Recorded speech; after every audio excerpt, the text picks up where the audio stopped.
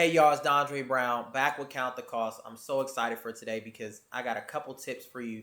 I got 3 things that you need to do before you start to budget. Let's get into it.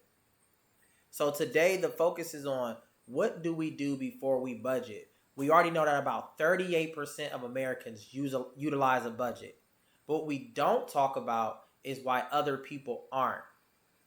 One of the things you really have to focus on is thinking about why budgets fail.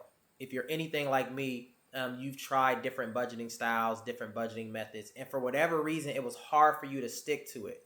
As I tell people, one of the main reasons why it's hard for you to stick to a budget is because you haven't really budgeted for your habits. I tell people all the time, your budget determines your lifestyle, but your income will let you know if you can afford it. So the first step you want to do is you want to start to identify your patterns, right? For many people, this can be a vulnerable state. This can be a state of exposure, but it's a real opportunity for you to plan for your patterns, right? Sometimes we want to avoid that, but let's get real. Think about in the last 30 days, right? For the last 30 days, what categories have shown up again and again in your spending habits or your spending patterns, right? When did you spend or where did you spend when you were tired, when you were stressed? Some people like to do retail shopping. So when they get stressed, mad, angry, or even when they get happy, like there's certain patterns and things that they do. That's one of the things you want to just embrace, right? If you are the type of person that likes to spend a lot of money on, let's say, the end of the month, by the end of the month, that should be reflected in your budget plan. That should be reflected in your habits. But the next thing is you have to build, you have to take your habits, right? And then translate that to a realistic spending plan. Sometimes I hate saying budgets because when we say budgets, we feel like budgets are barriers behind our spending. When we say something like a spending plan, you're giving yourself permission to spend your money. Because the reality is you're going to spend regardless, right? So why not be secure, be more assertive in where you want your dollars to go, or at least the dollars that you have after you spend on your essentials. So when you are budgeting and creating a spending plan, I tell people to start with your expenses first, right? First and foremost, when you're building a spending plan, build it before you get paid. Most of y'all start y'all spending plan and y'all budgets a couple days before you get paid, right? So what happens is you feel pressure, right? You feel pressure to make sure your expenses align to your income, but then you don't give yourself enough room to make adjustments to your spending plan. So you feel like you have to implement this spending plan. And by the time you've had the spending plan and you actually get paid, you probably done lost it. You probably frustrated, and or you got that little voice in your shoulder saying you should do this with your money. So again, you definitely want to start to build your spending plan.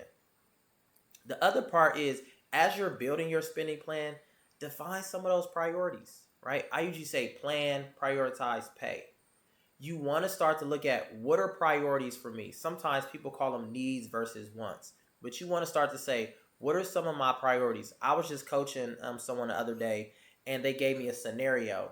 They said, so I have a certain amount of money due, um, or I have a certain amount of money at the end of the week, and I'm trying to decide if I should pay my electric bill or if I should buy groceries, right? And this was just a real conversation. And guess what I told them? I told them to pay their electric bill, right? Because though both are priorities, 9 times out of 10, we're going to do what's necessary to make sure that we eat, right? But when it comes to paying your utilities late, what typically happens, right? You start to generate additional fees, right? There's not a fee on food, right? There's not a late payment on food, but there are on things like your utility bills. But what happens is you start to build behavior of convincing yourself to pay for your food instead of paying on your utilities, and that builds additional payments and additional fees, and you ain't trying to do that. So the focus today is really on understanding that there are 3 things you need to do before you really start thinking about if a budget can really work for you. First and foremost, identify the issues, identify the patterns, identify the habits that you have behind your spending. Quick way to do that is look at your last 30 days. If you want to go further out, look at your last 60 days. The next thing is define them priorities, right? What are the things you're prioritizing? Needs and wants. And then finally, build a realistic spending plan. Make it reflective of your life. Here's a great exercise.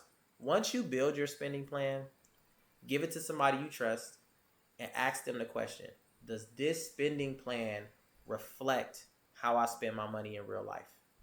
And see what they say. So hopefully that information has been good for you. Make sure that you subscribe to this channel, because what we're trying to do is build realistic habits, right? Try to build realistic habits, have realistic conversations so that you can build a better future. I'll be providing more tips on finances. I'll be providing more tips on investing. But first, we have to deal with something that people are not really talking about. They say budgeting is 20% numbers and 80% behavior, but we're not talking about that 80%, and we need to start to do that. So again, make sure you like, share, and subscribe. Drop some comments, drop some questions, like engage, talk to each other. We're building a community. And remember, count the costs. Don't feel shame, right? This is the next step to building clarity so that you can have a better financial future.